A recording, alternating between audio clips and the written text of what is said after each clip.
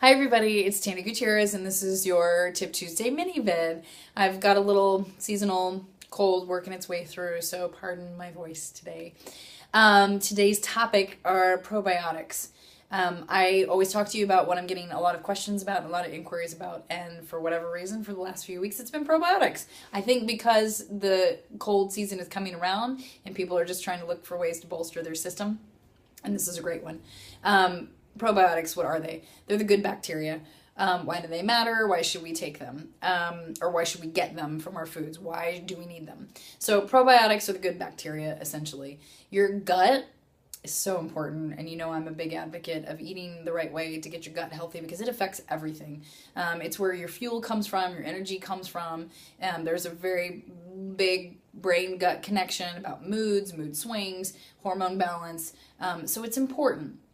Probiotics really help level out and balance the good and bad bacteria in your gut. Okay, so it's the flora of your gut. If you've had a lot of antibiotics, if you eat a lot of acidic foods, there's just things that set it off balance. Or if you've had the flu or you've had a bug and things aren't quite right, or your stomach tends to get gassy and bloated quite a bit, they just help keep your system running and thriving. So my food philosophy is always to get the most nutrients and elements from real food that you possibly can. So where do you get probiotics? Fermented foods, sauerkraut, pickled beets, pickles, anything of that nature, pickled carrots, all of that. And people are going to go, oh, not really my thing. It doesn't matter if it's your thing or not. It's really good for you. And as you learn to eat them, if it's not your thing, you will find an acquired taste for it. Like your palate will start to really enjoy them and start to crave them and thrive on them. The next one is kombucha. Kombucha is a fermented tea, and it's super hip right now, so you may be hearing a lot about it. But basically, it's tea that's been fermented with sugar and has bacteria in it, but it's good bacteria for your gut. So you can buy them at every and any grocery store and most convenience stores at this point. Then you've got yogurt. The most common and probably the most well-known is, the acidophilus and all of that in there. It's actually my least favorite way to get it, and we'll talk about that. And then there's kefir, however you want to pronounce it. It's kind of a lighter, runnier yogurt. Or you can use supplement. Okay, so again, getting it from whole real foods would be best because that's how our systems are built. We're built to chew, absorb, and pull nutrients. There's always a possibility or, an example of why not to do it that way. So my why not to do it that way is I can only handle so much of the fermented foods and the way the sugars react in my system now. I can only do a little bit of sauerkraut. And the other stuff, like I have to make my own pickled carrots for them to match my system, and I can't just go out and buy them. So it's not the most convenient way for me. Kombucha, sometimes the bubbles when you buy it, the carbonation upsets my stomach because I have the most sensitive system on the planet. And sometimes it's just not a fit. I still feel like there's some residual sugar in the pre-packaged ones because my system reacts that way, even though I can't prove it. So kombucha's not always a fit for me either. Yogurt. So here's my plate on yogurt. Most purchased yogurts are so full of sugar, it completely counteracts the probiotics in them. That's when you start to learn to read a label and really understand what are in foods and what it's really doing. So my least favorite of all is yogurt because the marketing industry has just sold you yogurt, and really what you're getting is sugar. So it's doing you absolutely no good because all of that sugar is just breeding other bacteria in your system, and it's such a crazy amount of sugar in a yogurt, you might as well eat a Snickers bar.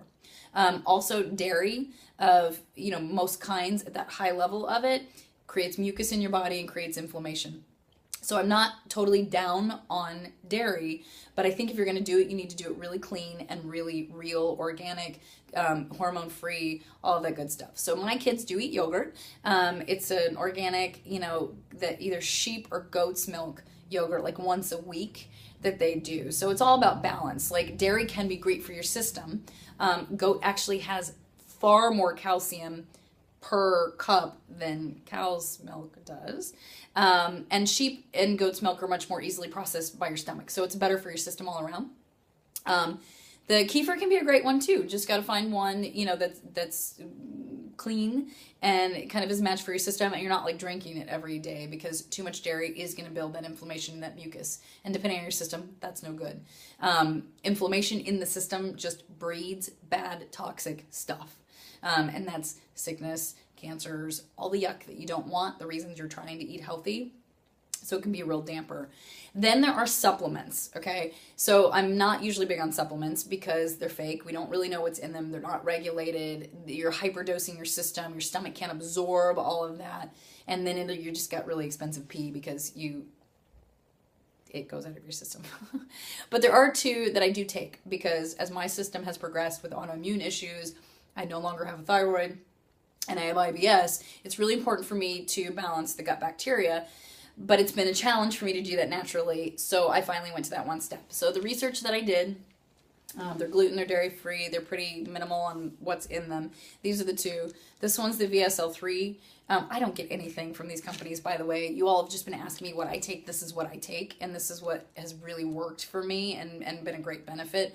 The other one is by Jaro, and I can't pronounce it. This one, they both have to be refrigerated. This one I found at Whole Foods, but you can't order it on Amazon.